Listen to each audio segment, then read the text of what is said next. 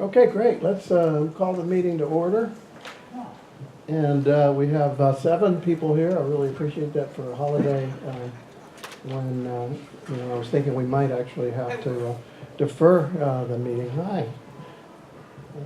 And we, just as a point of information for everybody, we are not going to do the board officers because we have a number of people missing tonight. In fact, we were talking about postponing this meeting, but since we have 2 new board members we want to welcome and a couple of presentations we wanted to get out of the way and a nice holiday season to gather one last time, and we had a quorum, so we're going to go ahead, but we're going to postpone the board election until January.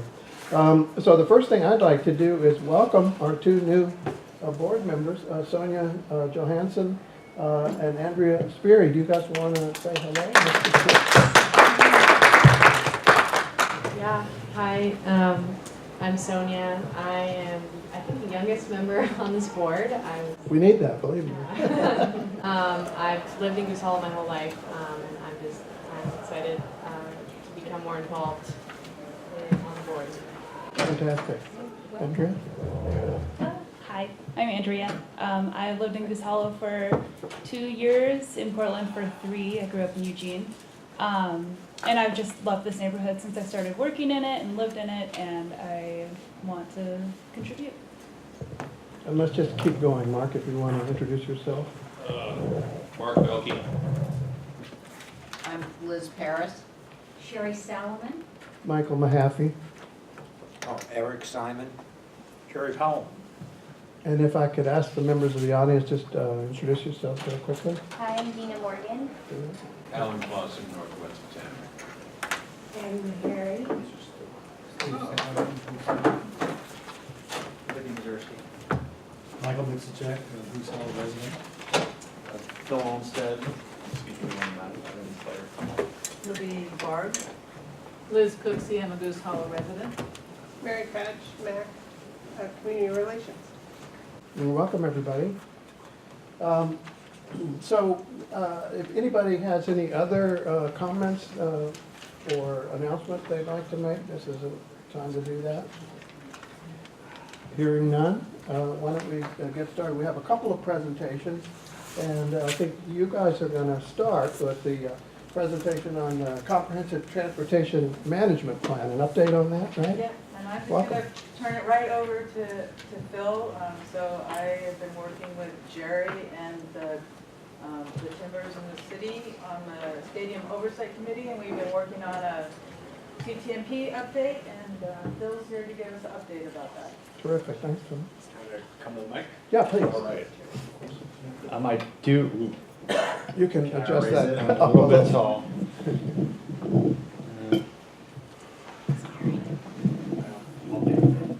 I do have a handout up here, if folks didn't get it, that I'm going to kind of speak to, and folks can follow along. Anybody want this handout? So, good evening. Once again, my name's Phil Olmsted. I'm with a company called Nelson Nygaard Consulting Associates. We are a transportation planning firm based in Portland. Most of my work is around parking and helping develop transportation plans for institutions, companies, college campuses, medical campuses, and sometimes stadiums. I'm here to give a briefing on the Comprehensive Transportation Management Plan for Providence Park, the CTMP. We love our acronyms in transportation. We're very much in process. Nothing is finalized, but I know you guys are really, really interested in what's going on with Providence Park, and so I want to give you an update on what's going on. I'll try and keep my comments brief so I can be available for questions. As you all probably know, the CTMP is a requirement of what's called the Good Neighbor Agreement between the stadium operator, the City of Portland, and the neighborhood associations. The primary goal of the CTMP is to minimize impacts from parking and transportation around the stadium on game and event days. This is an update to the 2011 CTMP. So it'll be the 3rd iteration of a CTMP. The one in 2011 when the Timbers became an MLS team, and then the 2001 when the stadium began to host minor league baseball. The goal of the update is to improve on the existing plan, but knowing that we have 4,000 more fans coming at the start of next season. So you guys have all seen the scaffolding. The capacity of the stadium is about 21,000, and it's going to go to 25,000 beginning for the 2019 season. So we're assisting the Stadium Oversight Committee in developing the plan. Jerry is on that oversight committee, and they've been intimately involved for the past year and a half, developing the plan and beginning to work on it. The Stadium Oversight Committee is going to ultimately make a recommendation about the plan, but the approval of the plan is done by City Council. So to guide the plan, the Oversight Committee came up with a bunch of guiding principles. They're there on that handout. I'll summarize them by basically saying some of the overall goals is to prioritize more and more fans to take other modes rather than driving to the stadium. That's one of the biggest goals. So getting people on transit, more people on transit, biking, walking, e-scooters, using other modes than driving and parking in the neighborhood. We know that people are going to continue to drive. The overall goal with driving is trying to get less people circling on street spaces and parking as best they can in off-street lots or garages, whether it's near the stadium or in downtown and walking in or taking Max in. We've done some work trying to understand the current, how fans are currently getting to the stadium. So that current breakout of the 21,000 fans of how they currently get to the stadium. The majority of people right now drive, and that's either drive to the stadium and park on street or drive and park off street. I would say that just for context, you all have probably one of the highest non-driving rates for any stadium in the country, given your location relatively close to the core of Portland, the amount of transit service and mobility options that you do have. However, we know that with more people coming, we have to do better. So we're going to be developing new mode split targets. What you see here on the handout here is the existing targets. We're going to be refining those with the Oversight Committee and setting some goals. Again, those targets are really going to be about emphasizing people coming by other means than driving. We're also, the CTMP itself is also going to include some really definitive actions, or what we're going to call strategies, about how to get people by transit, all these different modes you see on the handout. So a series of policies, programs, infrastructure investments across multiple modes, also emphasizing the communication, the marketing that the Timbers are doing, that the city is doing around all these modes. I'll kind of close in saying that as we're developing those, a big part of the plan is making sure we're coming up with a monitoring program. So this is a living document, so to speak.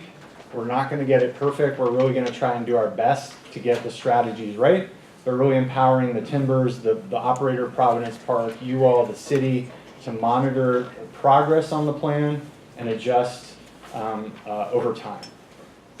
Lastly, the schedule, it's in that handout. We're moving very fast. It's been a lot of work to date, but we're hopefully moving towards a close.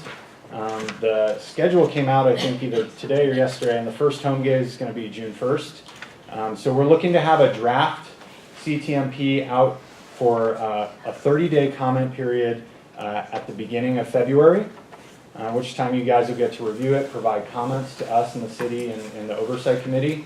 And then hopefully we're moving to council in March or April for approval of the plan, and then beginning implementation right away. So I'll stop there. I'm happy to take questions, and yeah. Yeah, I'm Comments? curious, Yeah. on page 3, where you're talking about Uber, Lyft, Mhm. taxis, I don't think it's much of a concern when people are coming to the game, because they might be coming an hour or so before. But after the game, where are these 1,700 people, where are they going to queue up? Right, so great question. So a couple points on there. We are probably, well, so TNCs are only growing in popularity. That number is probably going to rise. So when we talk about 1,700, I want to be clear that it's not 1,700, very likely not 1,700 actual cars. The average ridership of a TNC ride is well over 2 people. So just a point of clarification. Even if we were to use, Yeah. say, 4 people. Right. So you're talking Right. 400 So cabs, great or question. Ubers coming approximately right after the Right. game, So a big part of our strategy around TNCs is coming up with some specific policies and programs to try and alleviate the chaos that might cause. So that's going to be a combination of different things. One is setting aside specific loading and loading zones for TNC rides. So I know there was a pilot done by the high school. We're hoping to add, I think, one of the strategies we're exploring is hoping to add other additional parking TNC pickup locations at various areas dispersed around the park. There are a lot, the technology around TNCs is amazing. They have lots of TNC. Sorry, Transportation Network Company. It's the acronym we use in the transportation world for Ubers and Lyfts. Sorry, apologies. Transportation Network Company. So when I say that, sorry, Ubers and Lyfts. They have a great technology. They have a thing called geofencing. So they can actually tell their drivers and tell passengers where to go to get pickups.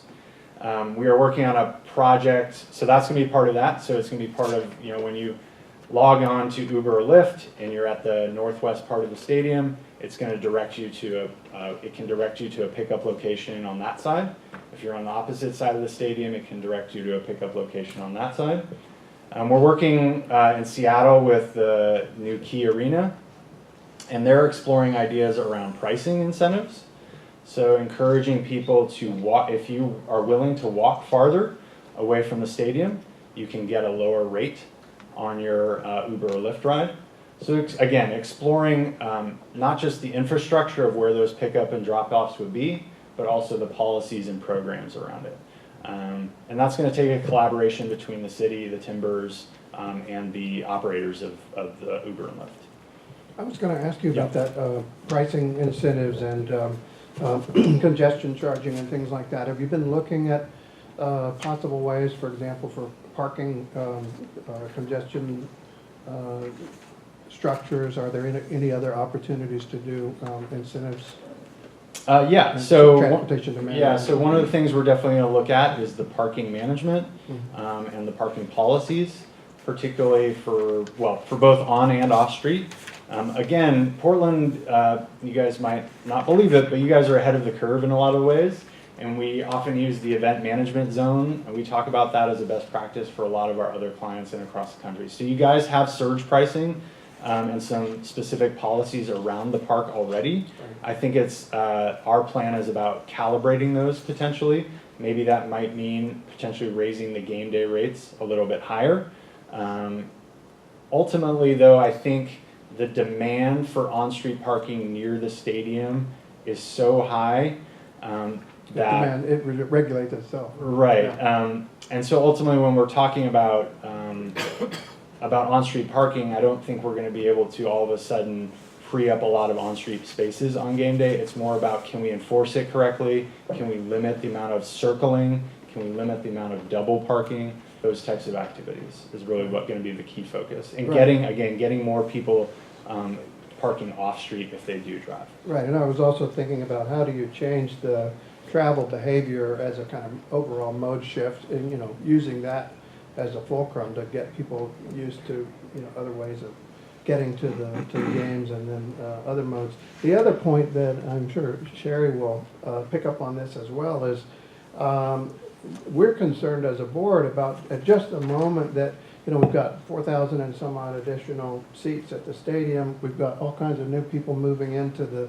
neighborhood, and we're having now plans in discussion that moving forward, it looks like, to close the Kings Hill station. And to me, I recognize the argument for that in terms of capturing a minute or whatever it is. But on the other hand, that seems to me to send absolutely the wrong signal to the market, to the, in terms of transportation demand management, to say, actually, we're pulling back on transit service. I know that station actually gets closed during games. That's another thing I think we ought to look at, frankly, because if you have police around and you can block off streets, why can't you keep it safe and open? But so that's a roundabout way of asking you, have you guys looked at that issue? Have you weighed in on it at all? It's specific to the closing of that station permanently. So no, that is not, I want to be clear, I do not work for TriMet. I Right. cannot speak for TriMet. No, but have you as a consultant looked at that? We are definitely looking at max service, and max is a big part of the solution on game days. So they already do add extra trains. We are part of this process. We are exploring with TriMet and their service planning staff about adding an additional train in addition to what they currently do. So that's in discussion. We're figuring that out with them. It's I think going to be a key part of the plan. Making sure that we, the challenge, of course, as you guys know, is the rush of fans right after the game, and having enough trains and enough trains in the queue to clear those platforms as quickly as possible. So that is a big part of the max service discussion to our plan. We have not gotten in and probably will not get into any significant way the discussion around the closing of that station. Yeah. So, I might have missed it, but you are like hired by the stadium and you're like a national company that works with these transportation management plans for different sporting events or sporting venues? Correct. I work for a consulting firm called Nelson Nygaard Consulting Associates. We're based here in Portland. We have offices all over the country. And yeah, my work is largely around parking and parking management, but also developing these types of transportation plans for hospitals, for college campuses, for corporate campuses, and then we also do work with stadiums as well. Okay. Well, and the part two of my question is, I might be overstepping my bounds, if so, Michael can slap me around a bit, but the neighborhood has already taken a position. I know you just said that you're not necessarily going to get involved in closing that MAX station, but the neighborhood's already taken a position supporting keeping that station open. I got to tell you, for me, I don't really understand why that station gets closed during a Timbers game. Maybe you can explain that to me, but I do know that when TriMet came and talked to us, they said that one of the reasons they want to close that station is because it is unsafe. So I asked the TriMet people, well, how many people have been killed at that station? 0. How many people have been maimed? 0. How many people have been injured? 0. So they basically had the trout look. They had no idea what the hell they were talking about. So personally, I can't speak for the board, although we've taken a position on this, but personally, I would like you guys, if you could, in the stadium, to help support us, the neighborhood, to keep that station open. Anyway, that's my 2 cents. It's very good. That's all I We have. would certainly be appreciative if you looked at the issue.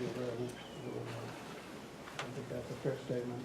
Yeah. This is just a minor thing, e-scooters are listed and they've been taken off the Right. streets. And from what I understand, they're evaluating it and it may or may not materialize. Do you know anything? I don't know anything at this point. I think we are planning for the eventuality that they will be back in some form. So we want to make sure we have that base covered. And so when we talk about our e-scooter approach, it's really making sure that we are, one of the key things is making sure we designate parking zones for those scooters so that they aren't littering your guys' neighborhood. That's going to be a big part of making sure that that happens. Again, there is technology embedded in those services that can be very clear to the renter about where they're supposed to park. And so be leveraging that technology as part of a e-scooter policy or e-scooter program on game days. That was in fact a comment that the board took, or position that the board took on the e-scooters, that the way they're being parked was chaotic at best. And it's also, yeah, it's an infrastructure challenge, not just on game days, but how our city's approaching parking of scooters and trying to rationalize where people leave them rather than just all over the place. Or where they're supposed to even be driving them, so Correct. that they're not unguided missiles. And I can see all of the fans stepping off wherever they are, whether it's the train or whatever, and then having to circumvent all of those little, Yeah, my understanding is the city and Portland Bureau of Transportation, that's part of what they're evaluating with the pilot is what are the policies that the city is coming up with around e-scooters in their operation. thank you. Yeah. Yeah, I also, as far as like handicap, I know that prior to them doing the new addition, on 18th, there was like a cutaway where if somebody was disabled, they could get out of their vehicle and whoever's driving it. That's no longer gonna be there. So are there gonna be handicapped or handy-capable accessibility around the stadium, as far as you know, for cars to at least drop off someone? That's a great question, and that's something that I need to add to my list to make sure that we're covering that in the plan. So that's great feedback, and that's something that we can make sure we're addressing and looking at. We have good information on the inventory of those spaces, so I think that's something we can take a closer look at. Great. Phil, we Yeah. do need to have a conversation about putting pressure on TriMet to think again about using the Kings Hill station. It seems to me fairly simple math to suggest that increasing the number of loading points for Max decreases the point pressure on half a dozen doors at a time. Particularly if one is serving westbound traffic and the other serving eastbound. You know, if you've got two stations at opposite ends of the stadium. Right, right. And, you know, distributing the load distributing the number of people trying to access the cars at the same, simultaneously, seems to me to be, actually a safety issue. TriMet offered several different anecdotes about its opinion about the safety of a center island for a station, and didn't offer to back up any of it. So I think there's maybe room for us to put some pressure on them. Yeah, no, it's a great point, and I hear you guys loud and clear, and it's something that we can investigate with TriMet. Again, I can't speak totally for them, and I don't fully understand the ins and outs of the operational challenges about how they queue and stack up the additional cars, and that may be partially a reason around there may be some operational issues around that. And maybe agency coordination issues between TriMet and the police department in terms of closing off the traffic to make it safe for people to load another. Anyway. Yeah, TriMet argues at one point that they have to stop and rest for a certain amount of time at that station, regardless of whether they're opening the doors or not. It seems to me that you can't argue that there's an efficiency because of the impact on the traffic signal system through downtown Portland, at the same time that you're arguing that you can't use that station because of some safety concern that looks an awful lot like it's an anecdote in somebody's head. Well, yeah, I mean, I think we have a larger case to press with TriMet on that station issue, as does the MAC. But if you guys, I mean, we certainly would like to say to you that we would appreciate if you would look hard at this issue and whether or not, it certainly seems to us that getting that station into the system of transportation demand management would be an asset and would be a liability to lose it. So anyway, yeah, Sherry. One thing that Jerry testified, as a former city planner, he questioned their data, and they had a blank look on their faces, like data, like who collects data, and that is just, I just can't fathom that. Well, to be fair, they do, but they may not have in this case. That's all. I know they have ridership data, and they've cited all of that, so I don't want to be fair to them. But Michael? I don't know about the safety issue, whether they have Steve. data. Steve? Yeah. Oh, yeah. How do you take into account synergism between the various modes? Like, I sat in some meetings on Washington Park, and they said, oh, one of the things they're considering is using all of the empty spaces in the Good Sam Hospital, and then using buses to go to Washington Park, back and forth. Is this taken into account somehow? Say if I parked at the zoo and then took the max. That would be counted in that chart and those figures as a max ride. Okay. Yeah. But what if I parked downtown and it walked all the way from the waterfront up to the... You're asking a good question in the exact geographic bounds of how we classify that. The data is pulled from a couple surveys that were done of fans, both of Timbers fans and fans at the stadium itself. Typically what we would count a person who drives and parks at a garage downtown and then walks to the stadium as a off-street parking trip. So drive and parking off-street and walking to the stadium. One of the things that has been looked at a lot is again, if people are driving, providing them more and better and easier off-street options rather than having them circle and circle and circle the on-street and looking for that that space that is likely not going to be there. So looking at the legacy facilities, that is part of the planning process, and we're definitely looking at those as bringing them in and working with them to open up those spaces on game days, specifically for Timbers fans. Great. Okay, well, thank you very Great. much. Thank you all. Appreciate the feedback. Thank you. So Dina, we have Dina Morgan, who's going to talk about the Southwest 18th Tunnel Mural Project. Welcome. Thank you. Hi, everyone. I'm Dina, and I live in Goose Hollow Townhomes with my husband and my 2-year-old daughter. And every day I walk through the Southwest 18th Avenue Tunnel, and it is often littered with trash and has homeless people in it. I've had to maneuver a stroller into the streets to get around them. And I want to talk about painting the tunnel, designing and painting a mural in that tunnel.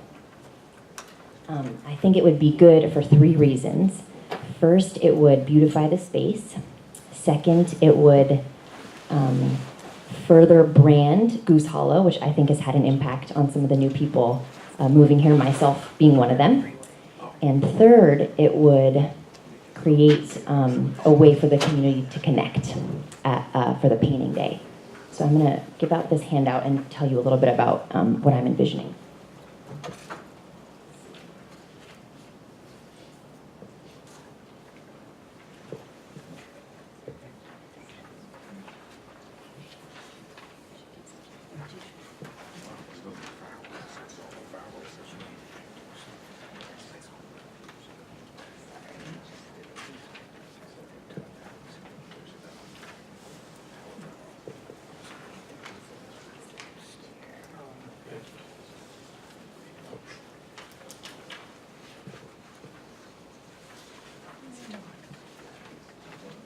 Sorry, we don't have projection capabilities here. okay. That's the next evolution of the Exactly. technology. So on the first page, you can see a picture of what the tunnel looks like right now. And I'm a painter, I'm an artist, and I do a lot of color blocking. And so what I'm envisioning for the design is kind of simple geometric colors. We could choose like 8 or 12 colors, something like that. And I want to take that Goose logo and blow it up really big and use that in the geometric design. And then if you turn it over on the back, there's some more information about the logistics of the project. So it's a pretty big tunnel. There are 2 walls, and they are yeah, 159 feet by about 13 feet. So they're really big. And there's some prep work involved before the painting day, so I would want to make a scaled prototype of the design, and then we'll have to transfer that design to the walls, which will take, the goose will be a challenge. I'll have to print something, but everything else I could do with painter's tape, I think. And then I want to do some color blocking before people come to paint, and that way it will create kind of a paint by number for the people coming. So it'll be easy once everyone's there. And then we'll have one or more community painting days. And I've spent some time in there, and I think that we should have no more than 50 people painting at one time. And the way that we'll do that is we can have painters scheduled for 2-hour slots. The next thing on that sheet is a cost estimation. And before I talk about questions or concerns, I want to hear some questions that you might have or ideas. Well, I was told by our Could you use your expert in, mic? by our expert in the neighborhood that this had been done a number of years ago. And did you check on that to see?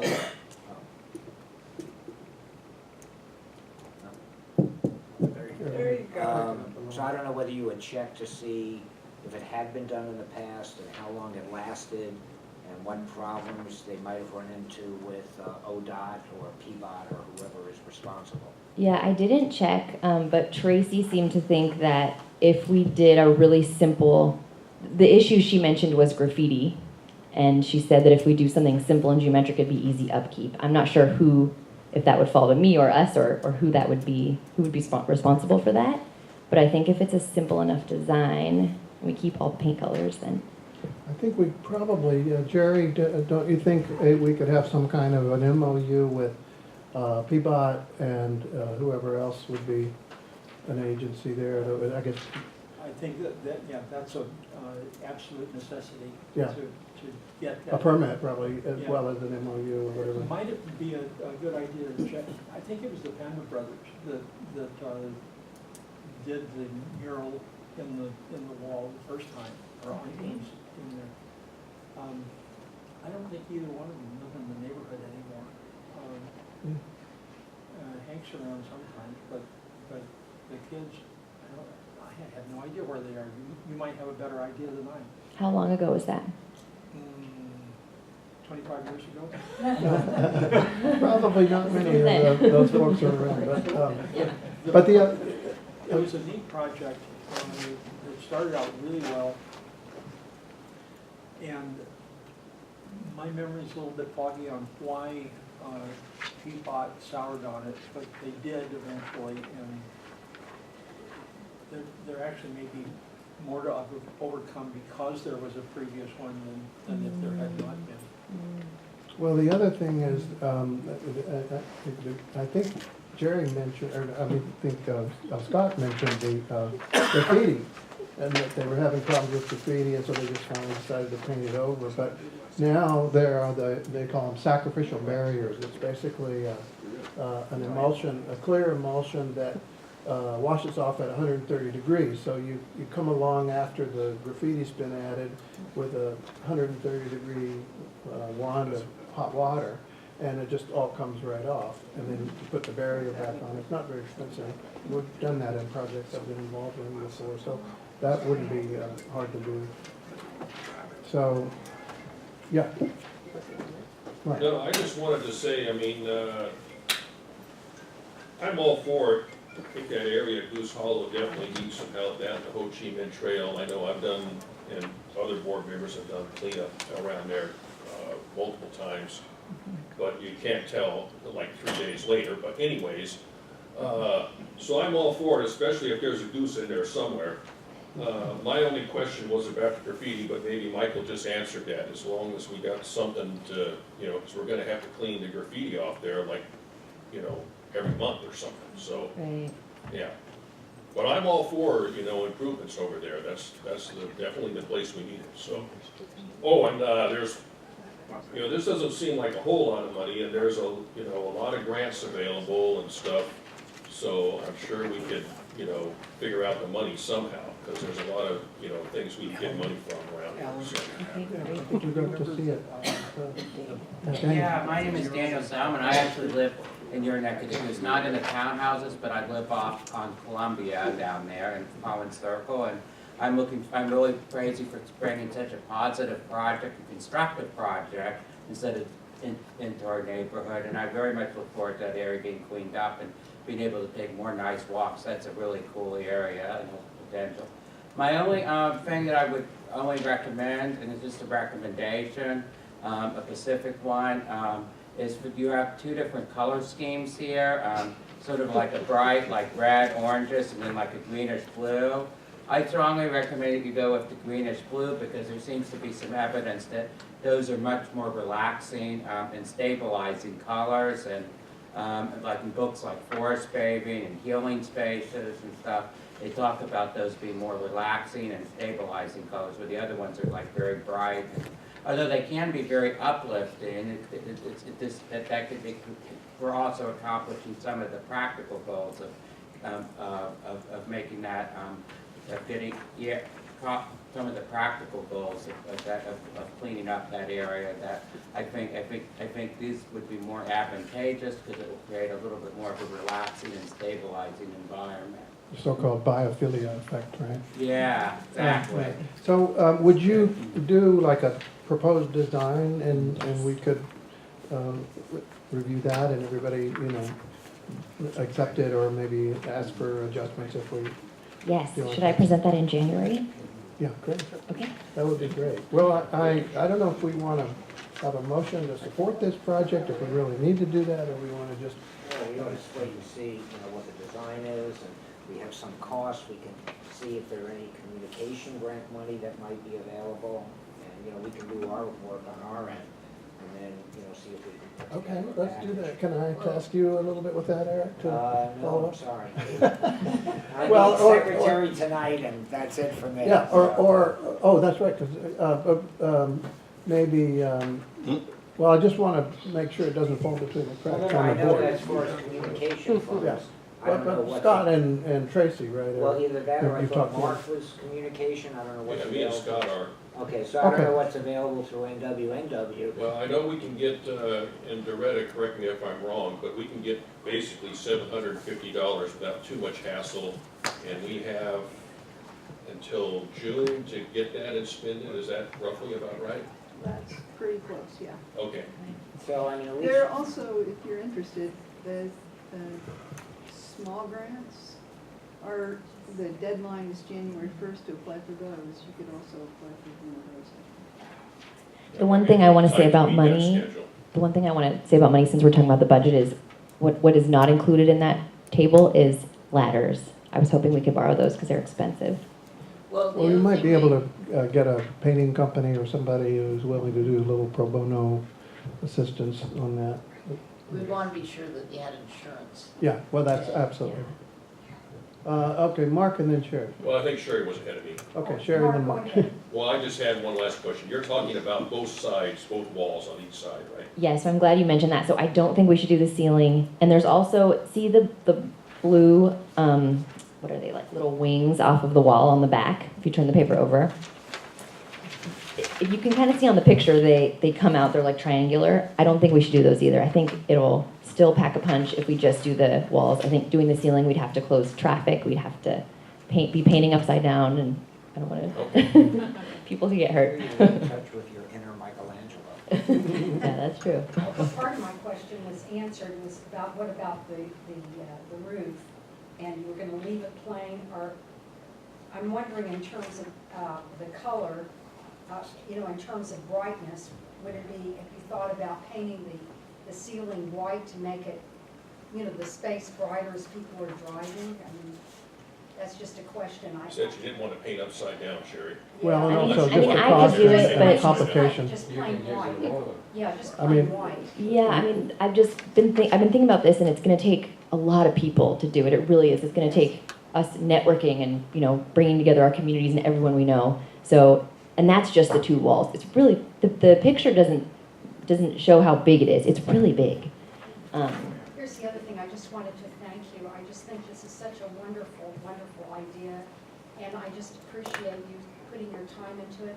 And also, I just, my heart goes out to you as a mother to, have to take your child in a stroller through all the garbage, the trash, and, things that are objectionable, and my heart goes out to you. And I hope that the city can do better, for our parents, the small children. Thank you. Mark? Yeah, just since I'm on the communications committee and we might be trying to use some of that money, when you come next month, Scott will be back, who's my co-chair, and then, you can talk to us and we can, start figuring some stuff out. Because like, Doretta told us we have till roughly about June to spend that money. But the earlier we get it in, the better, because sometimes towards the end, there's not much left. Okay. Okay, so if you can give us as much information, you got a lot already, but just get with me and Scott next month when you come in and brief us again. Okay. Thank you. Great, thank you. Thank you. So we'll follow up on that, and we'll do our best to make that happen. It sounds like a great project. Any other speakers here tonight? I don't think we have anybody else. Seeing none, we'll go on to old business, and the next item is anyone have any emails exchanged regarding board business that they need to disclose? Anybody? Yeah, Mark. Yeah, I wanted to let everybody know, I'll try to keep this brief, but I don't know, about a week and a half ago or so, myself and Sherry, Steve, Daniel, Cal and Connie and Jerry went down and testified at TriMet about the proposed closing the stop. So later on that afternoon, it was in the morning, later on that afternoon I found the video and I sent it to those people. And then a little bit later, Mary sent us an email, we saw Mary waving over there, about an article that was coming out in the Oregonian.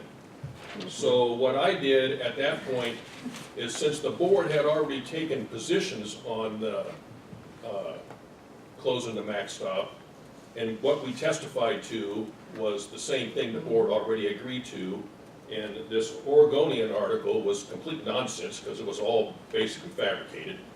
I sent that to the board address. But I did include in my email that this was FYI only, and I think I capitalized it and I might have underlined it. But anyways, after that, this whole conversation got going about the fact that at our Parking, Transportation, and Safety Committee, 2 people from TriMet told us specifically that this was being pushed by Nike and Intel, and they also told the exact same thing, the same 2 people, to the Stadium District Business Group, whatever that's called. So anyway, there was a discussion that went on about that. That part of it shouldn't have happened, but oh, and then at some point, somebody suggested that Carl, who's in charge of the Safety, Parking, and Transportation Committee, write a letter. Well, I never actually saw the letter, but I heard that this letter was written, and so I jumped in and says, no, you can't do that because you don't have executive authority. So I got, Carl didn't write that. Well, maybe there is a letter written somewhere. I still haven't seen it. Maybe Sherry's going to talk about this later. Pardon me? The board has written a letter on this. Well, I know before, but Carl was gonna write another one apparently. Maybe Sherry's gonna talk about all this later, but I'm just talking about it now because you guys needed to know. And even though I said this was FYI only, it kinda got out of control. Yeah. I don't think we really, made too many mistakes, but, Roger can chime in here. We still shouldn't have got off on this whole tangent about anyway, Roger will slap us around a bit, No, I won't. I'll just say that you do not discuss things out of the public view as a board. Right. And you can exchange emails, you can forward things like an article from the Examiner or Oregonian, but you cannot discuss. And the remedy, That happens here, or in a committee. Right. exactly, and the remedy when that happens is exactly what we're doing right now, Yes, which is to that is disclose it and to describe for the people that are gonna see this on the record and so on and so forth. Yeah, that's what happened, and we need to police ourselves a little better, but, we're transparent. and that's what matters. Great, so you All I did was forward, there were two things. One was the Oregon Online, and as Mark aptly said, it was just complete fabrication. You would never know that you were at the same meeting you were testifying. And whoever, I don't know what the person's name was who did the Oregon Online, but portrayed us as though the whole neighborhood, painted wallpaper, the whole neighborhood is a bunch of wealthy people who were entitled, and this whole closure and fighting the closure had to do with the convenience of entitled wealthy people. That was what that's what was brought out in the Oregon Online article. And of course, for those of us who testified and were actually there, the issues were far more human than that. A lot of people with disabilities, people that are on scooters coming out of the legends that are already challenged. And you add into the mix of rain or sleet or whatever, and it could be really deadly for people that have disabilities.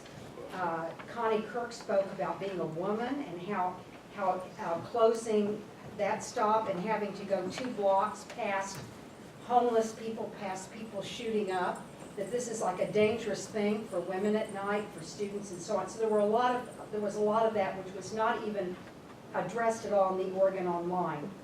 Fast forward, I saw this yesterday in the paper, and this is my copy, and I brought an extra one here. And it was by a different person in the Oregon Online. It's Andrew Theen, Theen. And it was a little bit better, but there was only one sentence basically pointing out that there was, pointing out to the things that were really important to us. But the whole tenure of the article the topic says, MAC's closure draws ire of MAC. Well, the MAC Club, again, it's focusing on the MAC and not any other of the stakeholders. So I don't know if we should address this or how this, as a board, how we should proceed. I'm just tossing it out there. Well, I think, first of all, the main goal right now is just to disclose what we have been talking about offline. So I don't know if we want to, exhaust the subject of the TriMet closure now or get to it when we are talking about the planning issues or other topics. But I think there's a number of fronts. I know Mary and others are going to continue pressing this issue with TriMet. It's not only the safety issue, it's also the transportation demand management and sending absolutely the wrong signal at a time when we're getting more residents, more growth. We want to shift more mode on the MAX, and we don't want to save 2 minutes for Nike employees. I'm sorry, that's not the most important thing when we've got thousands of folks here that are potentially going to be driving or using other transportation than MAX. So there's a number of fronts that we need to argue this, and I think that's going to continue. Well, one of the things is that you have all these developers that invested money based on, people using public transportation. A lot of these buildings going up have 0 parking or very few parking spaces. So you take away the public transportation, and the people are still going to be coming, and where in the world are they going to park? So can we Go ahead. move on? Yeah. Because this is just the disclosure of. It is, yeah. Mark, did you have a comment? No, I'll wait till we talk about Okay, this yeah, later. so let's move on, because I think... Is there, yeah, go ahead. Is there a public comment when Go we ahead. come down to discussing this later? Because I think Sherry made a really good point here. It's not only about the residents of this area, not only about the interests of the businesses in this area, but the disability community will be affected by this. And I don't like how this is being painted as wealthy residents wanting, or the Mao Club wanting, or, you know, privileged people wanting this stop here. It affects everybody here, not only people with wealth, but also people who are living in the general area and need the closeness of the stop. To that end, I want to make a recommendation if possible. On January 11th, there's a meeting of the Portland Commission on Disability. I believe it starts at 11 o'clock. I'm a commissioner on the Portland Commission on Disability. If there's a way to maybe have some people from either the board or from the community as a whole attend that meeting, make this known. I'm sure the Portland Commission on Disability can send a letter to the city outlining some objections as to closing down this stop. To give you some background, the museum, when it was constructing the Rothko Pavilion, or making plans for the Rothko Pavilion, got pushback from the disability community simply for closing off that breezeway. Right. Since then, they've had to make quite a few changes to the Rothko Pavilion, put in a walkway where people can pass through, adding millions of dollars of cost to that construction in order to appease people that would have difficulties walking around the block, transporting themselves around the block otherwise.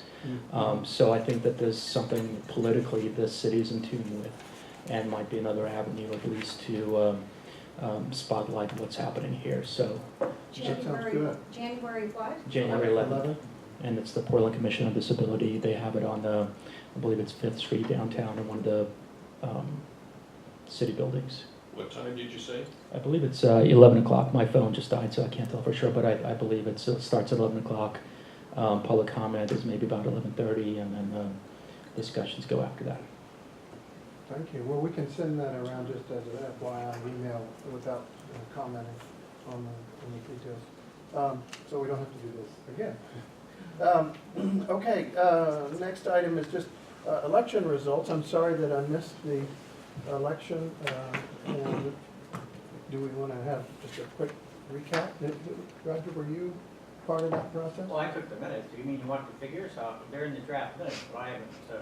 No, that's okay. I have them done, but I haven't emailed them to you. Yeah, it's all been turned in. Just an informal narrative about it would be fine. Just how many people? Well, no nominations were made from the floor, and everybody who was nominated, who self-nominated themselves, was elected. Through the microphone. Well, I'm done. We're doing the camera without the plug-in, so the microphones, I'm hoping, are gonna, they've done a pretty good job of picking everybody up if you speak clearly. So I'm not quite as vigilant But you have about to that. speak into it rather than over here. That's better, yeah. I mean, it'll, because the speaker's right next to the camera, so it's picking up even the background pretty well. Okay, so a new business, this is actually, I think, Jerry, something you covered in the planning meeting, the proposed position of the Architectural Heritage Center and our position and recommending to them on the rezoning known as Better Housing by Design. And we could take this under your report, or we could just take it as a separate item, and because Larry had sent this through, and I think Tracy had made the suggestion that we take it as a separate item. If we don't have someone from Heritage that wants to present, I'll just do it in my report. Okay, that's fine. Yeah, because we need to, you guys did take a vote on it, didn't you? Yeah, we did. And so we'll need to review that and hear about that. Okay, well, let's move on then to the approval of the October minutes. And did somebody print those out to her? Didn't Scott?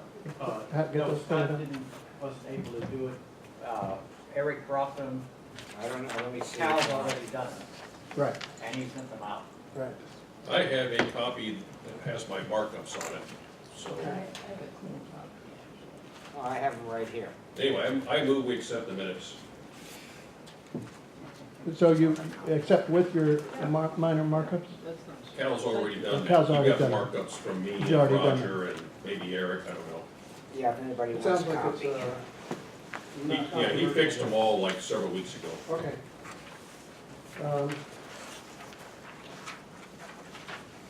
Then, do I have a second for that nomination? Second. Okay, Jerry seconds. Did you get that? Okay, I'm sorry, who, So Mark moved to approve the minutes, Jerry seconded.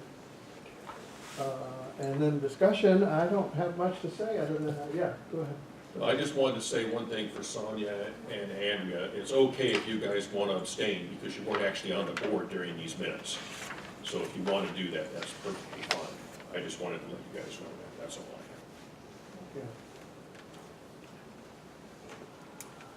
I have. And I want to say again, what a great job Cal has done. I think we're going to miss him. So on that note, any other discussion? Then let's call the motion. All in favor of approving the minutes? how many hands? One, 2, 3, 4, 5, 6. Abstain? Oh, I'm gonna abstain. 1, 2 abstentions? Wait, okay, so. 6 and 2? How many, 5 yes? How many? No, 6 yes, 6 yes, and 2 abstentions. and the abstentions, okay. You sure it isn't 5 and 3? Should be 5. Yeah, I think Why don't you count, why don't you vote again, 5 Michael? and 3, okay, hold on. 5 and 3, I'm no Cal. Well, because I think Andrea was willing to vote yes, right? Or do you care? If I could, What's Go that? ahead, Roger. you may vote to approve the minutes. If you weren't here, you are voting to approve a legal record at which you were not present. So I'm assuming you're abstaining, the three of you, because you weren't here, which is perfectly logical. Just It's not the clarification. first time I've done anything illegal. Not illegal, I just. Why don't we vote again? I would- now? All right, let's Clarify that. I was not here. retake the vote just by way of clarification. All in favor? 1, 2, 3, 4, 5. All abstain? 1, 2, 3. Okay, thank you. Treasurer's report, Eric again. All righty, so for the treasury report, let me just find it, I have it written up. Yes, we now have a total of $4,875.48 in checking, $250.16 in our savings, for a total of $5,125.64, of which we generated approximately $2,854 from Goose Holidays. So do we have liabilities to pay off on that, or is that That's money just to available? pay to get me to Minneapolis, as I said in the last meeting. So no, everything is all taken care of. I submitted information from the Treasury to NWNW, and I believe that Mel has to send in a report as well. And I think she's in the process of working on that. So could we elect to use some of that money for Dina's project if we wanted to? If we choose to, none of it is restricted in any way, shape, or form. Okay. So, Okay, yeah, Mark. Just one question, is there any difference from last month, Eric? no. Okay. So to have a motion to approve the minutes, or approve the treasurer's report? So moved. Liz moves to approve, second, I'll second. and Mark seconds. Any final discussion? Seeing none, all in favor? 1, 2, 3, 4, 5, 6, 7, unanimous. Okay, moving on to committee reports. We're in the home stretch here, I think. Communications, Mark. We didn't have a meeting, so nothing to report. Okay, public safety, and that's Carl. Does anybody have any other updates? I don't think there was a meeting. And he has resigned. Right, and so we have, last month we had the election, so we haven't had a lot of activity. Stadium oversight. Mark. Wait. Yeah, go ahead, Mark. I just wanted to make a comment. Apparently, I know Carl resign, but apparently there's some letter floating around somewhere that, I don't know who's actually seen it, that maybe this committee wants to send out, but I haven't seen the letter. So I'm just pointing that out. I mean, Carl's not here to speak for it, but anyway, that's what I know, like I Letter from reported Carl? earlier. Huh? What kind of letter? That's the letter I was talking about, that apparently Carl wrote a letter when this email thing was going around. I see. Roger might want to weigh in here. I have not seen the letter in question.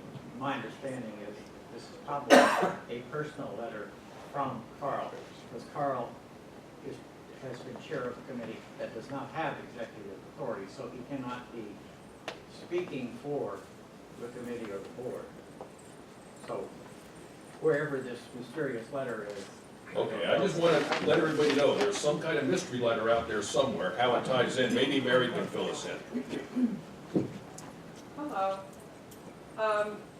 So the Oregonian article that was mentioned by Sherry and others mentioned that Intel and Nike, from TriMet's perspective, said there wasn't their request to close these 3 stations to save 2.5 minutes. But we heard it at that September meeting at the Legends, very clearly 35, 40 people there, because it was like very confusing as to like, why do you want to do this, right? And it finally got to the point where they're saying, well, Intel and Nike want us to do this so they can get their employees to work. So that's what we heard in September. Correct. And the Oregonian article said, TriMet, quoting TriMet, saying, well, we haven't had a formal request from Nike and Intel. So what would be really helpful is if Carl somehow, through this process, could say, as he drafted, it doesn't have the authority, that says, look, 35 people were in this room. They all heard that Nike and Intel are behind this promotion to close the station. Just to, just to resolve that point. So that was what his letter was drafting, but then he doesn't have the authority to talk on behalf. So anyway, it's an important point to say, we're not making this up. This is what you told us, and you're choosing the suburban employers versus the local community. So. Roger, then.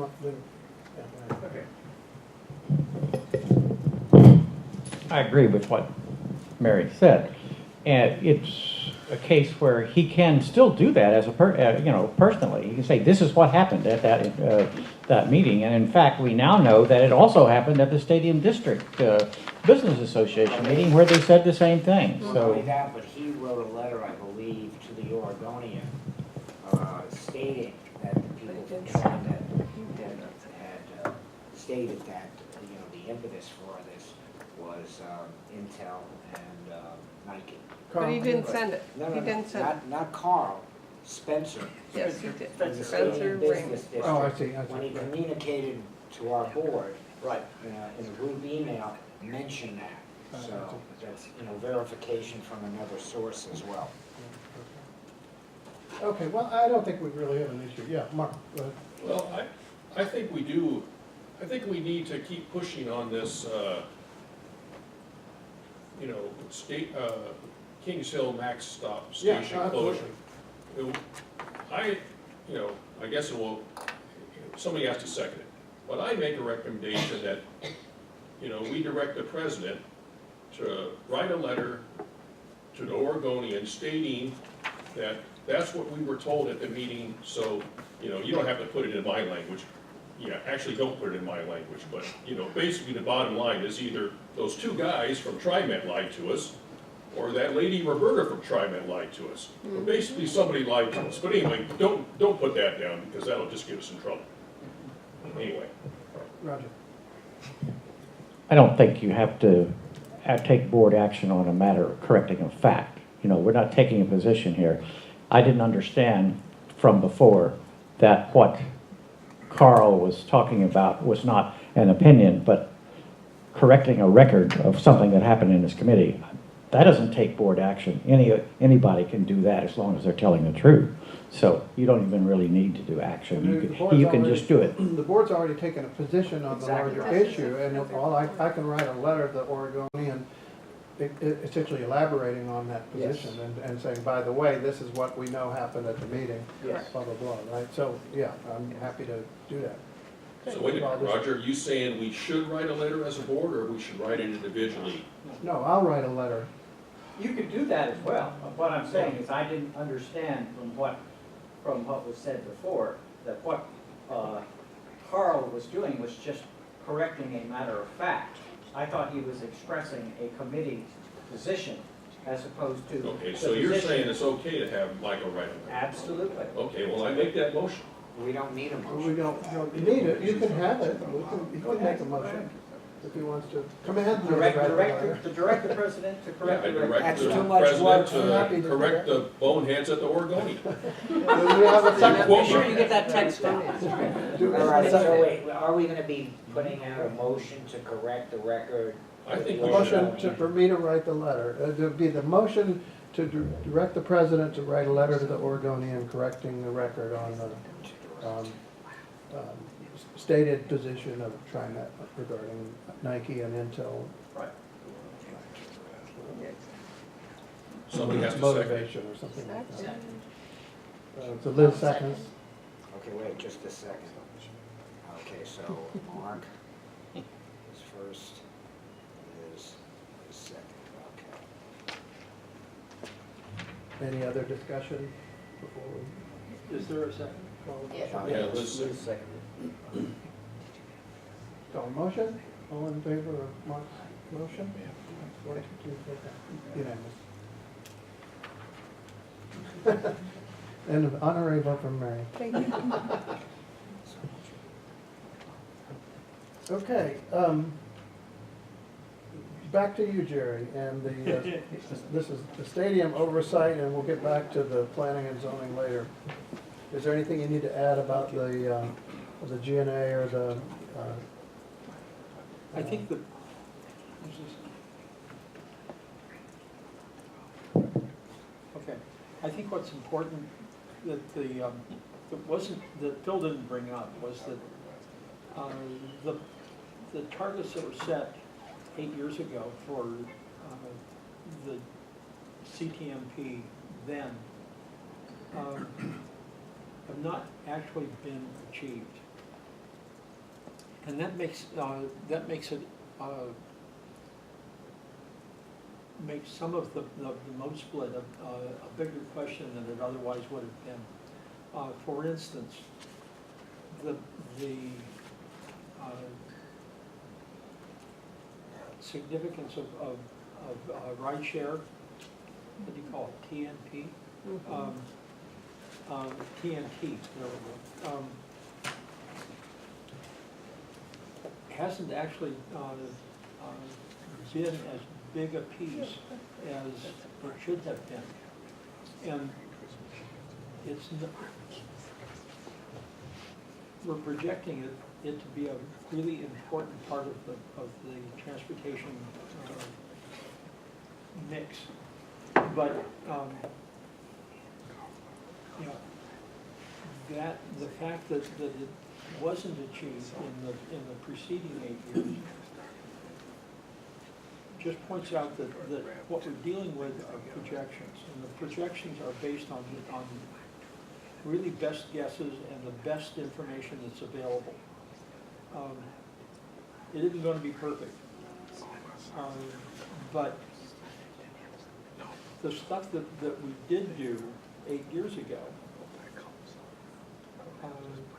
did in fact prevent the neighborhood from actually being swamped with folks driving around blocks after blocks after blocks, which is what people in other situations where there's an urban attraction like the stadium have experienced. You can think of the Cub Stadium in Chicago. You can think of I don't know whose stadium it is in Baltimore. you can think, and it's much closer to home, you can think about Seattle's decision, God knows why, to put all of their sports venues in one place. Yeah. That's what, do you know how much it costs you to park anywhere within walking distance of the Mariners Field or it's $100. You hand the man a big one and you can park. That's it. But, and that's after being in queues after queues after queues. It's a completely dysfunctional system. We haven't really experienced that kind of dysfunction. And hopefully the work of the Oversight Committee and the FEVA folks will keep that from ever happening. Well, and I would like to see a more aggressive approach, frankly. I mean, I appreciated Phil's presentation, but you know, the assurance that we're better off than other cities is not particularly satisfying, you know, particularly when we're looking at 4,000 plus more bodies and so on and so forth, and all the other folks are going to be in the neighborhood. I would really like to see a coordinated approach with the TriMet, with the police bureau, with, you know, PBOT, everybody pulling together. And I think probably if that happened, the first thing that would be included would be an aggressive use of the Kings Hill station, not closing it, and among other things. I mean, we've got to get that ridership up. That's, you know, 31% and 51% driving. TriMet has not been interested in talking about the Kings Hill station, and it's probable that we need to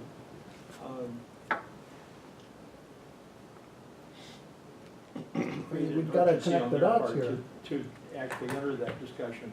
Yeah. They have said that they are willing to add another train. I'm not sure if that's enough, but the experience has been that the public parking that's closest to the stadium is full at game times. Other public parking that's on the TriMet system, and arguably no further away time-wise than the Morrison parking garage, because you almost have to walk from there, is underused. So there's resource that's being underused currently. What the Oversight Committee is pushing Timbers and their consultants to do is to come up with some, not just targets, but some strategies for achieving those targets that can be put in place before the 2019 season. We need to see some of the strategy actually in place and working. Any other comments? Yeah, Steve. Yeah, I saw a really terrific thing that TriMet did at the Women's March. There were so many people downtown, they had these buses that were rotating around to outlying stations on the map. So then the people could get on the max way up out of the central core of the city. That's actually what they have to do. Circulating around, picking them up, jamming people into the bus. Yeah, that was over 100,000 people, wasn't it? Yeah, that was enormous. Why can't they adopt strategies similar to that for these games? I think our position is. There are practical limits on how close you can put trains together, as well as legal limits on how close you can put trains together. They can't be, a train going through downtown can't be in adjacent blocks. They have to be more than 200 feet apart. Now that's considerably closer than a 6-minute headway, which is what they have to maintain in the suburban areas is. So this system of rotating trains between the downtown and the closest outside of downtown places where they can change tracks, that's part of their strategy. And that would be that's part of what they're doing now, but they can take that strategy further, and they will in adding another train. Mostly the issue is at the end of a game. If they have trains that are spaced at as far apart as they have to be entering downtown, they're 6 minutes apart. They can fill 3 trains with the folks that are on or adjacent to the existing stations right now. That means 3 trains, that's 15 minutes to just get the folks out of those stations. That very quickly turns into like 45 minutes to get as many people out of those stations as can get to those stations. So balancing that calculus with folks that for whatever reason, weather, are taking a train instead of walking or driving. Folks that are in fact driving rather than riding a bicycle.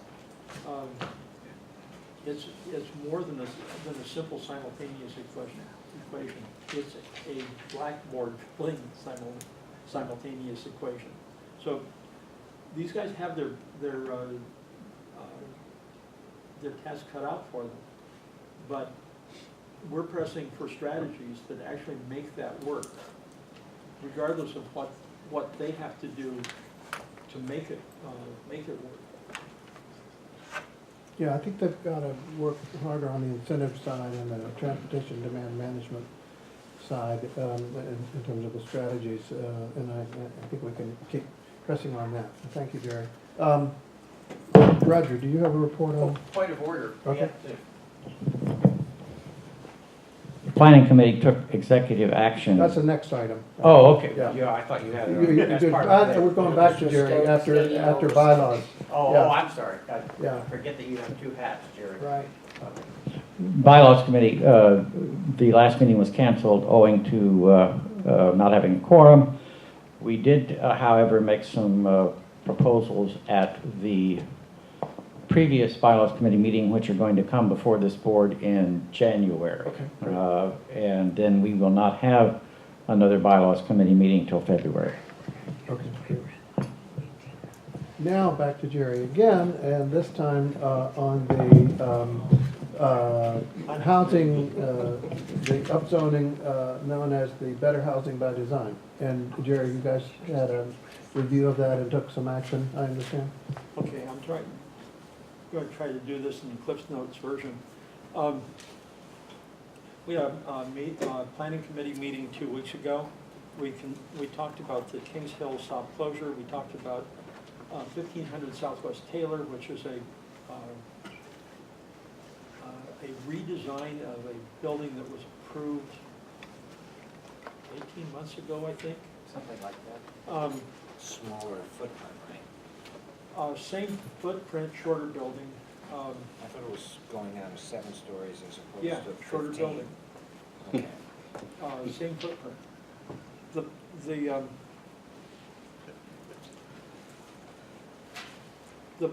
The new building would be a mirror image, basically, of the building that's across the street. And we've been told by the architects that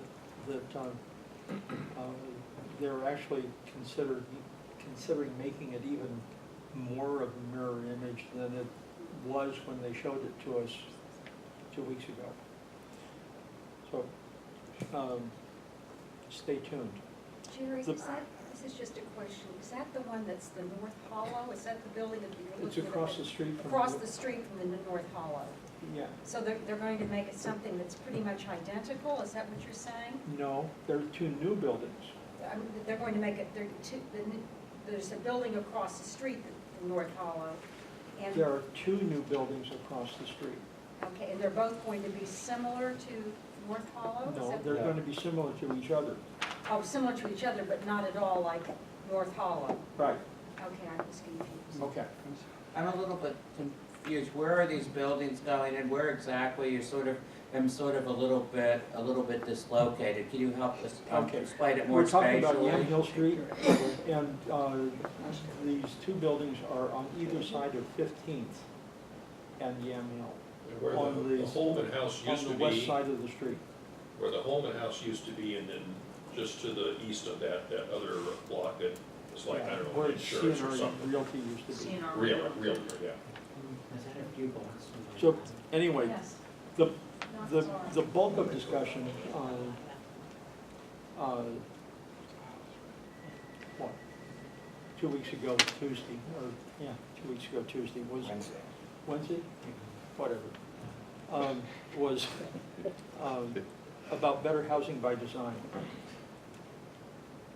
The effect, I have to believe it's sort of an unanticipated consequence of what should have been a good idea, which was to encourage people to do mother-in-law apartments, garage apartments, that sort of thing. And what it turned into, as many good ideas seem to do, is a wholesale upzoning of single-family residential sites. Well, I know there are a lot of folks who, it's not unintended at all, that's exactly what they want. They want massive upzoning, because their theory is that that's a way to promote affordability and social justice and sustainability and so on. And they're very aggressive about that. And I Yeah, think well, PSC is responding to that. I think. One of the unanticipated consequences is that many single-family zoning sites, many single-family occupied sites are actually already in multifamily zones. And the effect of the better housing by design movement is to create additional incentives for redevelopment in historic districts. But I think this is where the unintended consequence really is, which is that you don't get affordability, you get more expensive, you get, as we documented, $300,000 tear down replaced by two $650,000 duplexes, which is obviously not moving towards affordability. It might be adding a unit here, a unit there, but are you better off adding that as accessory dwellings or as, splitting up large houses into rooming houses and so on, and gentle densification, as Patrick Condon calls it. And anyway, so did you guys you took a position? So we took the position, and the letter actually hasn't been written yet because it's still not really right, but it's now time for me to write this letter. And since the planning committee has taken the position, we need to ratify it with an action from the board. So I would move that the board ratify the position of the planning committee in support of the Architectural Heritage Foundation,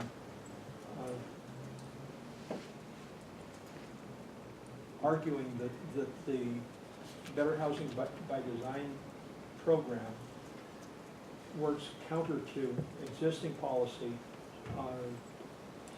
that seeks to preserve architecturally and historically important buildings and sites in Portland. So well, let's discuss that, but you've got a motion. Does anybody have a second? Well, wait, let me Go ahead. ask you, he hasn't written a letter yet, so how can we approve something? Well, we can approve the vote that was taken Yeah. and direct him to write a letter. But we need to be clearer on what that letter says, I agree. But I was thinking maybe we take the motion first and then have a discussion and articulate that. Let's go with Mark and Yeah, then let's do a bit of discussion here first before people vote, so everybody knows. The letter, the thing that the planning committee voted on with their executive authority was to basically take the same position as NWDA. And of course, most of us know Steve Pinger, who's on that planning committee, and, you know, both him and Jerry are sharp guys, and that's what they, you know, recommended.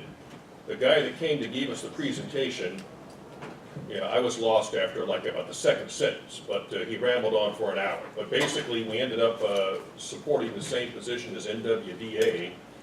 And then the reason that we did that is because he was under a time crunch, because he had to testify or do something like before this meeting, and he needed yesterday, and he needed to be able to say at this meeting that, you know, X number of neighborhoods support this idea. So And that's why we been took done. the executive action. This letter, that there's a copy here if anybody wants to see it, from the Architectural Heritage Center, which just went out.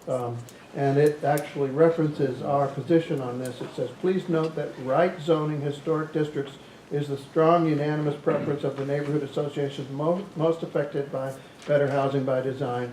Parentheses, Goose Hollow, Foothills League, Irvington Community Association, and Northwest District Association. So there's the NWDA position, and there's our position Right. aligned to it. And that's in the Architectural Heritage letter by to Bill Cunningham by Steve Dotterer. So we're voting to essentially ratify that position. Right, that's what we're voting for now. And to direct Jerry to affirm that position in his letter. Okay. Okay? Yeah, I didn't have a copy of the, I'd asked NWDA for a copy of their letter and Oh, there. not received it yet. So, I thought we saw that. do you have it? Did they send it to you? Did you write, Steve? I don't remember. I'll check afterwards. Steve will send it to you. Yeah. Daniel's trying to ask something too. Yeah. Just a quick question, Jerry, about these pairs of buildings we're talking about. How many stories are they planning to be high? You're talking about the one across the street from North Hollow. the double- Yeah, the one near where I There's live. 7 stories, 104 units in each, and I think 31 parking spots, or something like that. Yeah. Just another question. So is this supposed to be market rate housing, all of it? One that has already been approved is market rate, because it was done before they had to put in the inclusionary housing, and the one that they're going forward now will have the inclusionary housing. So let's stay on the agenda item. I appreciate you going back asking for clarification, but we need to keep moving forward, and maybe let's ask these questions afterwards.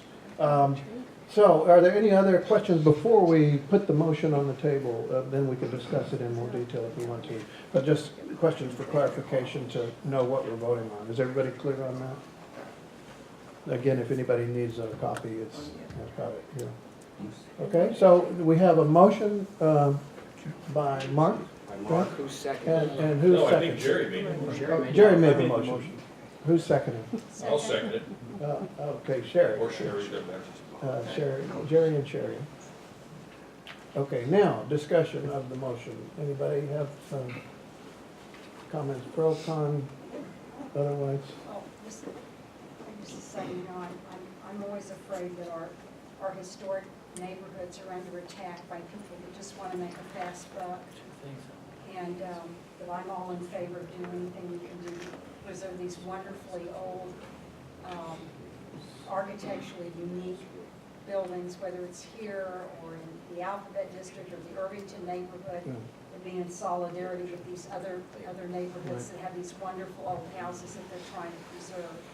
I agree. We're number one, there are other ways to get the goals that we need to get to, and we're all very willing to be proactive and work on those. We all agree there's an affordability crisis, there's a need for greater equity and greater sustainability, but where's the evidence that this is the approach that's going to get us there? It's actually, the evidence is very disturbing in the other direction. So I think it's very important, as you say, Sherry, to support historic neighborhoods. Our historic protections in this state are some of the weakest in the country, and we need to find the right zoning approach here, I think. Any other comments before we go? No. Okay, so we're voting on the motion to direct Jerry to, first of all, ratify the planning committee vote, and secondly, to direct Jerry to write a letter to the PSC supporting the AHC position. Right. All in favor? Okay, unanimous.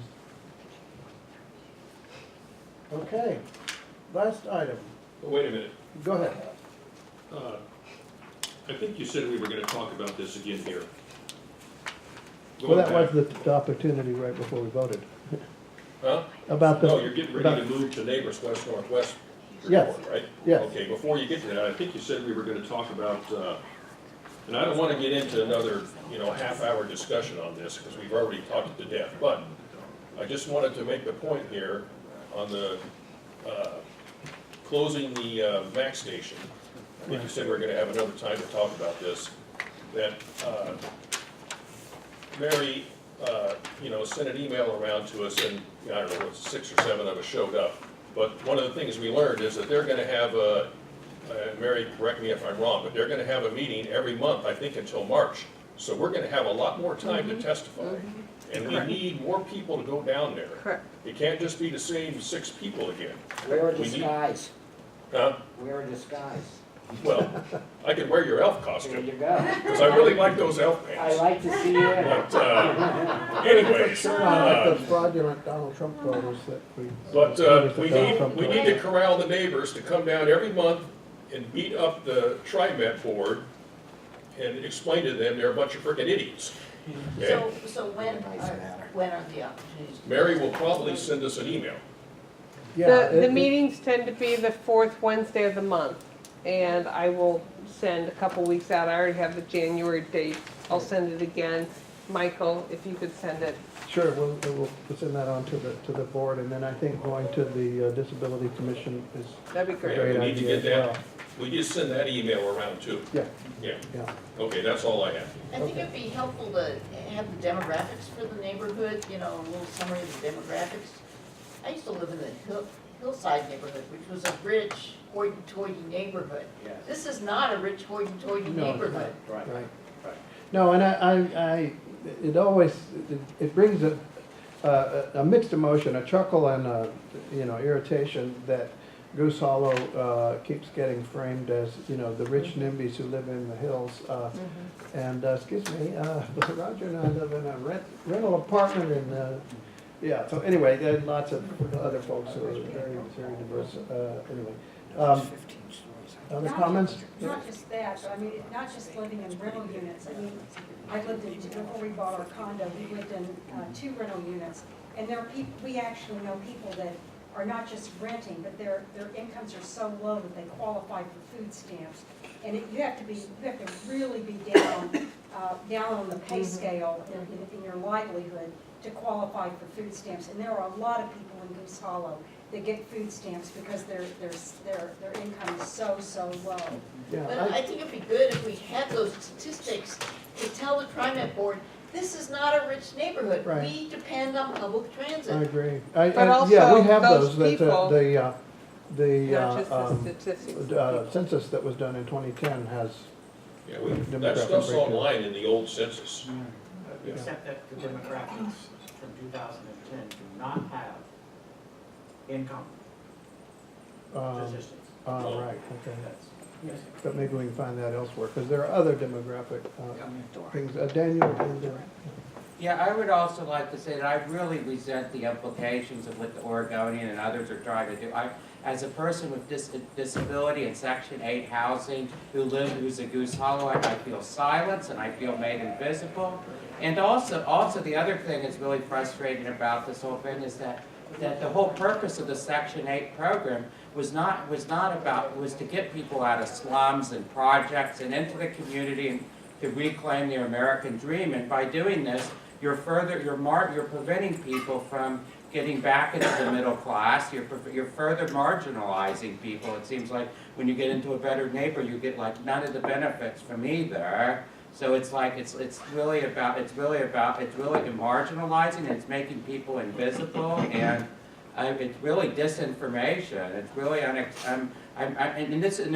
they're silencing and making invisible a group that is one of the most underrepresented, one of the most marginalized groups in society, the disability right now.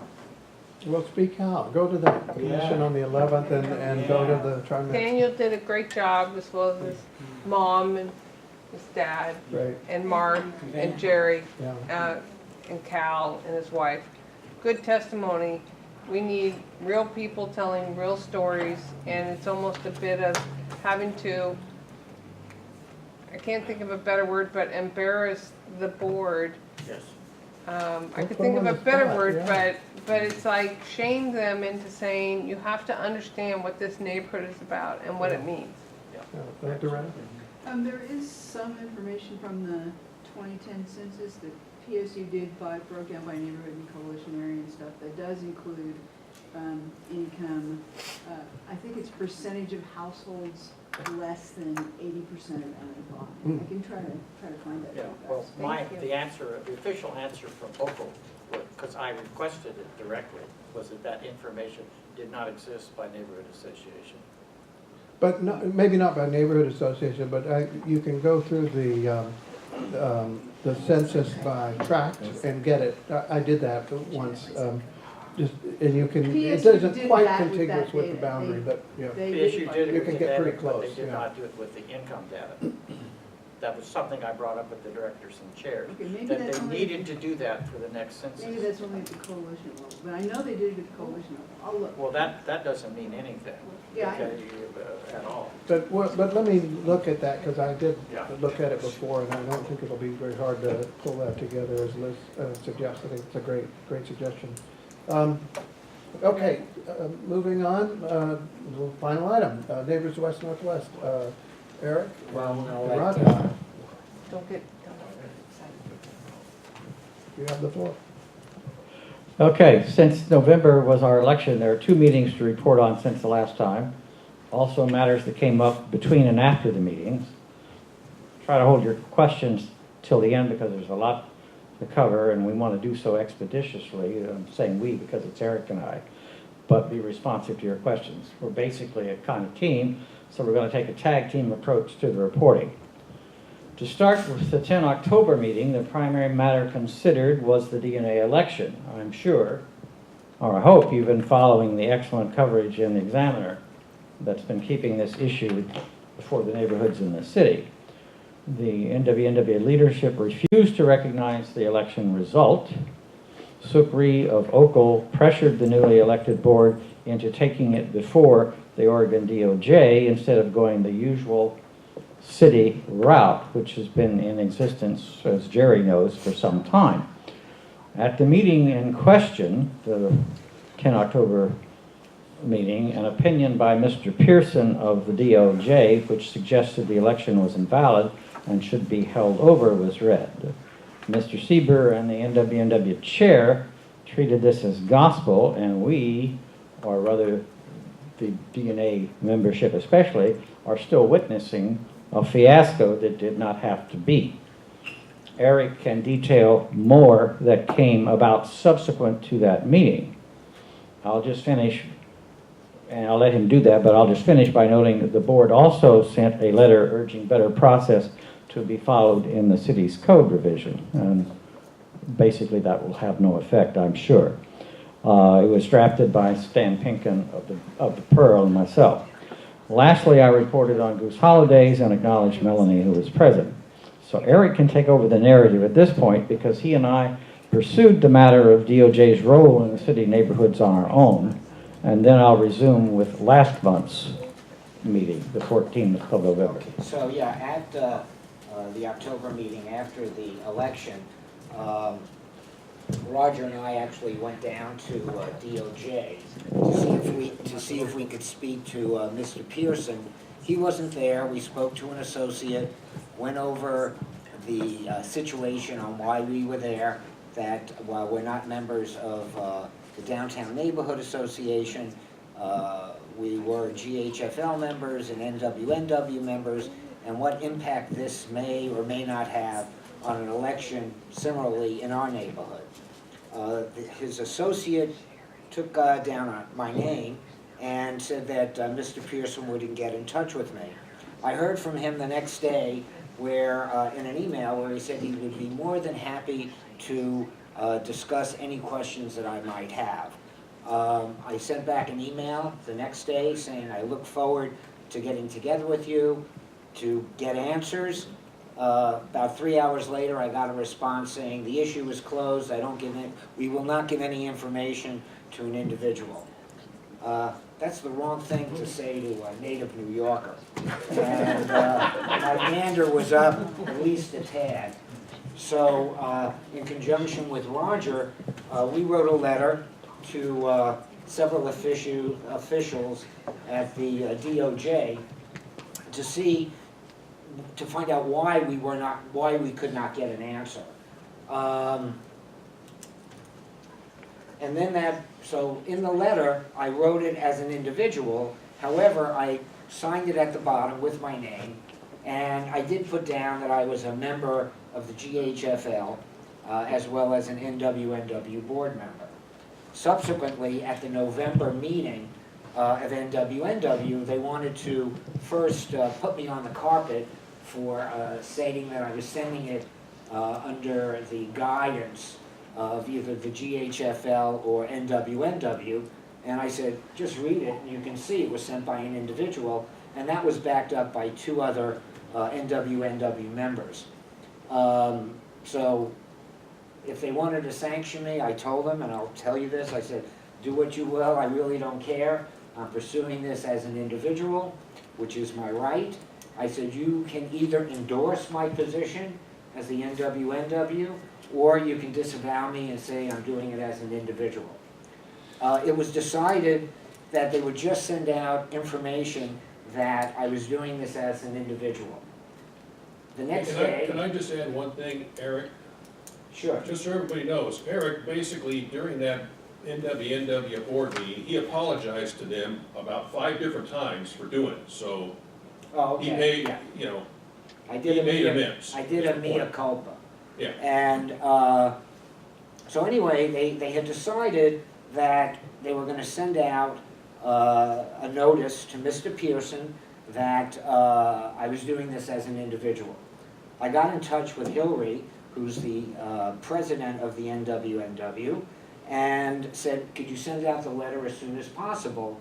You know, justice delayed is justice denied, or the sooner you send it out, the sooner I'll get a response. That was sent out the day after the meeting. Here it is now 6 weeks later. I have not heard from them in any way, shape, or form. However, I did hear from a woman, Elizabeth Grant, who's actually, I believe, in charge of the DOJ downtown. And I set up a phone interview with her, and so I was able to get a fair amount of information. The bottom line is I don't need to share it with anyone because I sent it out as an individual. If any of you have any inquiries on it, feel free to come up to me.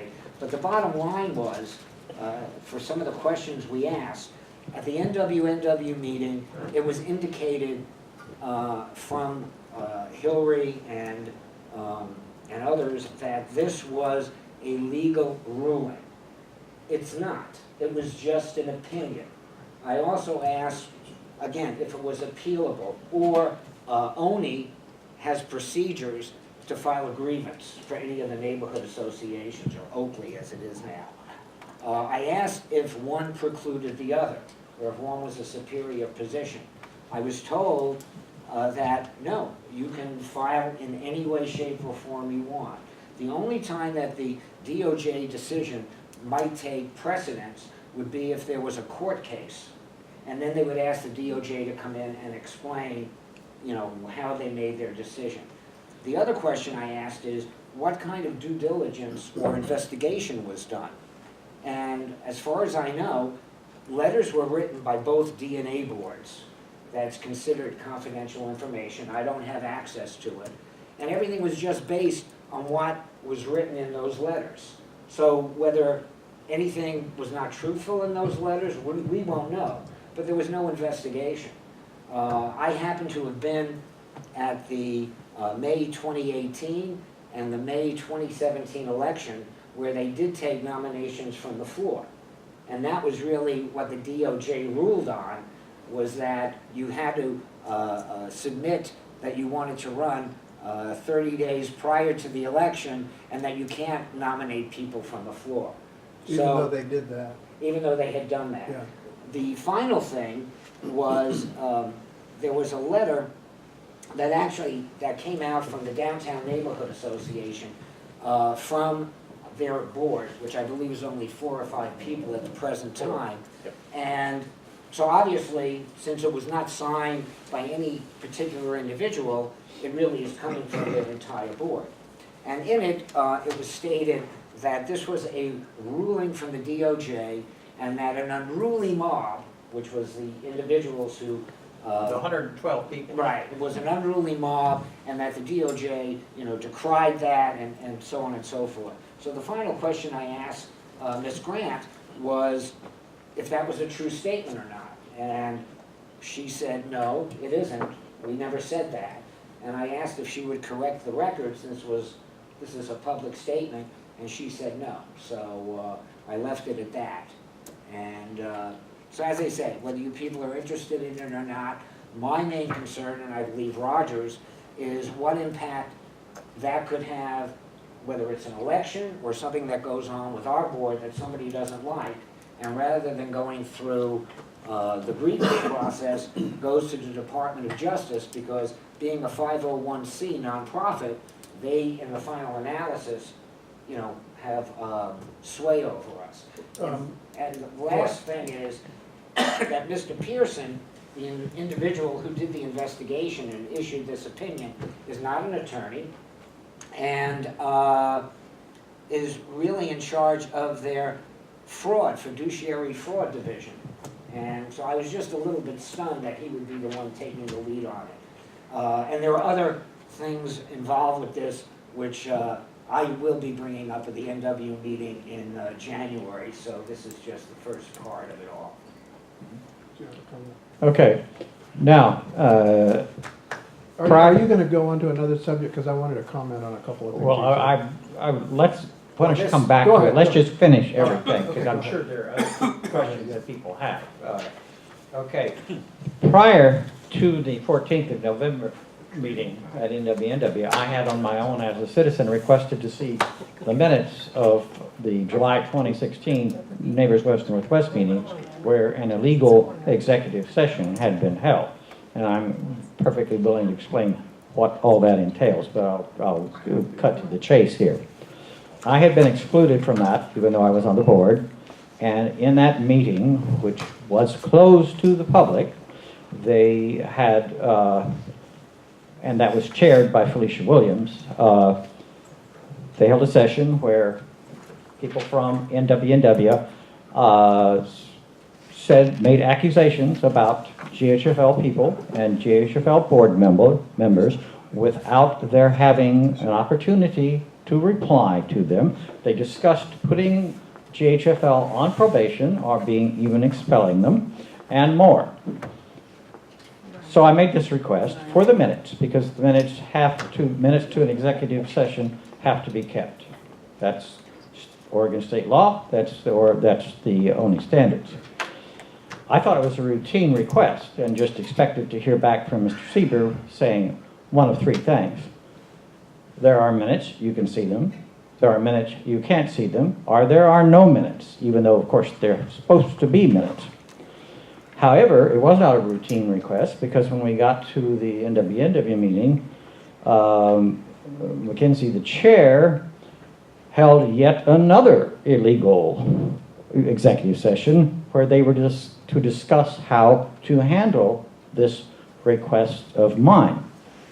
It backfired on them. A motion ultimately, making this very short, a motion was made to apologize to me and to have the matter of Mr. Siebert's performance come up at his evaluation. Both motions passed. We stayed in that executive session for over an hour, and Randy Weisberg, he's from Hillside, his verdict on it was just, this is all a tempest in a teapot. Another board member said to me after the meeting, this was the worst meeting I've ever been to. So that was what happened. After that, they took up the matter of Eric's letter, which he has just talked about, and basically, as he said, both Steve and Stan, for instance, said, this is another tempest in a teapot. And this was after the executive session? No, this was after now the executive session. And in fact, they asked to be apprised of what he heard from Pearson and DOJ. And he's, of course, correct about Mr. Pearson. Mr. Pearson is not an attorney. He is just a petty bureaucrat, a poli-sci grad from PSU. So that's bringing us up to date, and there's more to come as well. Okay. Can I comment first? Well, maybe before you comment, Michael, I think maybe I should talk about what me and Cal did too, and then. Oh yes, that was after the meeting. Yeah, okay, yeah, that's okay. still in debate. So just so everybody Get a little knows. closer to the mic, would you? Yeah. Just so everybody knows, Cal and I were at the this November meeting that Roger just got done talking about. I was also at the meeting in 2016. I can't remember if Cal was or not. Yes, He was, okay, so we were both there.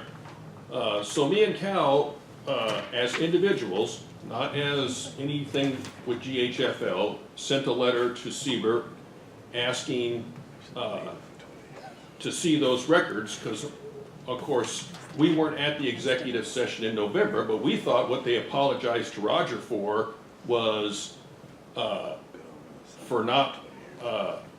holding an illegal executive session, which of course we still believe it was an illegal executive session. Oh, it was. But anyways, the main reason that me and Cal did that, we've been trying to figure this out for 2 years, is that, and of course we weren't at the executive session, so we don't know. But what we believe is that at that executive session in 2016, the GHFL as a whole, all 6,500 members were disparaged during that executive session. We believe that the board was disparaged, and we believe that individual board members were called out. Of course, we don't know that for sure because they won't let us look at the records. But anyway, that's what we asked for. We got a response back from Hillary, which basically said, you know, she wasn't going to give us those records, and that she, who was at that executive session, said that Michael, who was our representative at the time, was given carte blanche to talk about that. No. Well, Michael was at that meeting, and he doesn't believe he was given carte blanche. He That was, believes it wasn't a, he'll talk more about this in a second, I can but he comment on believes that it was a, he was told it's an executive session, he can't talk about it. So basically, other than Michael, who can't talk about it, and that's his belief. But anyways, the point is, we're still, you know, if somebody talked bad about me, I should have a right to respond. If somebody talked bad about all 6,500 people in Goose Hollow, all 6,500 people should have a right to respond. If Cal was talked bad about, he should have a right to respond. But right now, we're being goddamn stonewalled by the boneheads at NWNW. Anyway, that's all I can say. Tell us what you really think. Yeah. Okay, so I have a couple of things I want to get to, also what Eric commented on. But the first thing is to address the executive session, and it was characterized as a discussion of employee status. And that was the basis on which it was claimed to be an executive session, that it was an employee matter. A personnel matter. A personnel That's what matter, it said. exactly. Yeah. And therefore, it was a confidential matter. Again, I was told that as a result of that, I was not to disclose what happened in the meeting, and I won't, dig that body up again, other than to say that I think the board was certainly impugned for its behavior, not the entire GHFL membership. Although you could say, well, the board was elected by a duly constituted process, by the bylaws, and therefore that is a reflection, indirectly perhaps, on GHFL as a neighborhood association in its entirety. But back to Eric's point about the status of the DOJ matter, and I think what you're seeing here is the fact that we have a confused condition between the neighborhood associations being 501c3s, some of them, not all of them. Not all of them, no. And the fact that they are also quasi constituents of governance of the city. They're recognized formally through the city process and through the neighborhood association office, now OCL, but through the coalition system, which is formally funded by the city. It's also a separate NGO, but it's in essence a city-funded organization with a lot of responsibilities to the city to follow the city's processes. So you have a very messy, commingled situation here that I think needs reform, needs straightening out. And I've talked about this. I talked about it last month in my president's report. I think we've got some real sort of inversions. I think, in short, what we're seeing is the consequence of a system that is out of control because the subsidiarity is not clear, the governance is not clear, the way neighborhoods are both local autonomous entities and constituents of the city government is not clear, and that translates into some suppression of the neighborhood associations and some natural, in my view, reaction against that by the neighborhood association that is then characterized as bad behavior. And you've got to put these people under control. They're misbehaving. Well, wait a minute. If that's what's going on here, how is that empowering neighborhoods?